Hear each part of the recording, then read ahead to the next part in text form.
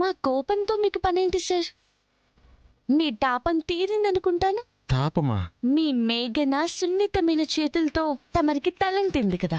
నాకెక్కడ తలంటింది? నువ్వు కోపంగా చూడగానే నేను వద్దని పైకి లేచాను కదా. నేను కోపంతో చూడకపోతే అలాగే మర్దన చేయించుకునేవాడివి కదా. ఆహా. ఇప్పుడు అలా చేయించుకోలేకపోయినందుకు ఫీల్ అవుతున్నావు కదా. అయ్యో దాత్రి, నువ్వు నన్ను అపార్థం చేసుకుంటున్నావు. అవునవును, నేనేమో అపార్థం చేసుకునేదాన్ని, ఆ మేఘన మాత్రం నిన్ను బాగా అర్థం చేసుకుంటుంది కదా. నాకు తెలుసు, నాకు బాగా అర్థమవుతుంది. నువ్వు మెల్లమెల్లగా మేఘన వైపు వెళ్తున్నావు. నేను బోర్ కొట్టేశాను.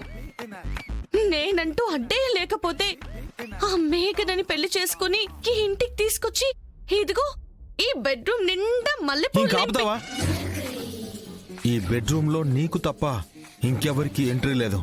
అలాగే నా మనసులో కూడా నీకు తప్ప ఎవ్వరికీ చోటు ఉండదు. మనోడా, రామచంద్ర, మనోడా, మనోడా, మా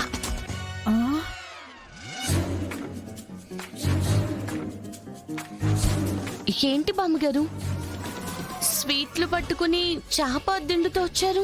పొరపాటున దారి తప్పొచ్చారా?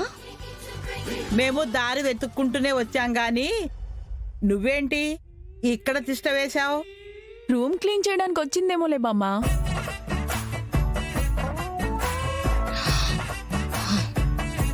నా సంగతి సరే కాని తమరెందుకు వచ్చినట్టు? చెప్పాను కదా, నా మనవరాలు వన్డే భారీగా ఉంటుందని. అందులో భాగమే ఈ స్వీట్స్. ధర్మపత్నిలాగా పతియే ప్రత్యక్ష దైవం అన్నట్టు సేవలు చేసుకుంటూ నా మనవరాలు కంటి మీద కునుకు కూడా రానివ్వకుండా, కేదార్ ఒంటి మీద దోమ కూడా వాళ్ళనివ్వకుండా చూసుకుంటుంది.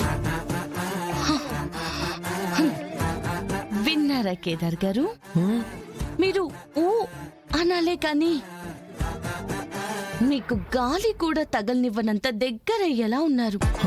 అవుతాను, మధ్యలో నీకేంటి? మేఘనా, ప్లీజ్, నాకు ఎవరి సేవలు అవసరం లేదు. దయచేసి నన్ను ఇబ్బంది పెట్టకండి. అసలే నాకు నిద్రలో లేచి నడిచే అలవాటు ఉంది. తోడుగా నేను నడుస్తాను. నేను కాళ్ళేస్తాను. నేను భరిస్తాను. నేనేం చేస్తానో నాకే తెలీదు. నేను రాధలా నిన్ను ఆరాధిస్తున్నాను. ఈ జీవితం నీకోసమే.